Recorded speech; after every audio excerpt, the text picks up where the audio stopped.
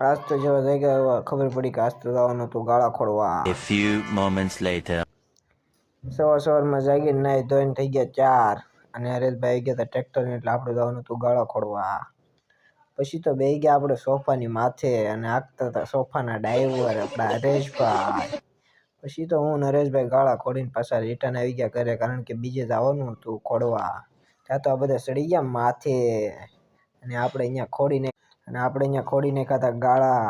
અને જોઈ લ્યો આપણા ગાળાનું લુક. પછી તો ચાલુ વરસાદમાં તડબડાટી ત્યાં તો આમથી નાયલો આવશે સહદેવ કુમાર ચાલુ વરસાદમાં. પછી તો કઈ નાખ્યું બબલું, કરોડ મંડાણા બધા.